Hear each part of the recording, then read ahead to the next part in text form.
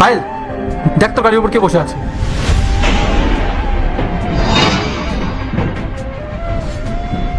দাদা, এই গাড়িটা কি আপনার?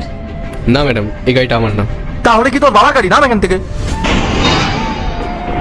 এটা কি ধরনের অসভ্যতামি? আপনি আমাকে এভাবে ধাক্কা মারলেন কেন? আমরা অসভ্যতামি করছি?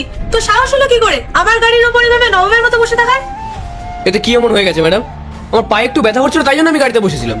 তোর পায়ে ব্যথা করছিল বলে তুই আমার এত দামি একটা গাড়ির উপর উঠে বসে থাকবি? তুই জানিস এই গাড়িটার দাম কত? তোর ফ্যামিলির কেউ কোনোদিন চোখে দেখেছে এত দামি গাড়ি? দেখুন, আপনি আমার ব্যাপারে কিছু না জেনে আমাকে এইভাবে অপমান করতে পারেন না। আল্লাহর নামটি দেখে যে এড়িয়ে যাবে তার মনের ইচ্ছা কখনোই পূরণ হবে না। তাই আল্লাহর এই নামটির জন্য একটি লাইক এবং সাবস্ক্রাইব করে যাও। পায়েল, এই দেখ তোর গাড়িতে একটা বড় দাগ পড়ে গেছে। এই, তুই আমার গাড়ির উপর স্ক্র্যাচ ফেলে দিয়েছিস? আর আপনি এসব কি বলছেন ম্যাডাম? গাড়ির উপর বসলেই গাড়িতে দাগ পড়ে যায় নাকি? আমি এসব কিছু করিনি। তাহলে কি দাগটা আমি করেছি? চোখে দেখতে পাচ্ছিস না দাগটা? আমার গাড়ির উপর তুই নবমের মতো পা ছড়িয়ে বসেছিলিস, তাহলে দাগটা তুই করিস না তো আর কে করবে? আমার গাড়িটা একদম রাস্তার সাইডে পার্ক করা ছিল, অন্য কোনো গাড়ি এসে তো ধাক্কা মারবেই না। দেখুন, এই দাগটা আগে থেকেই ছিল। এই দেখ, আমাকে বেশি জ্ঞান দিতে আসবি না, আমি নিজের চোখে সবটা দেখতে পাচ্ছি। আর আকাশ তো ঠিকই বলেছে, এই দাগটা তুই করেছিস।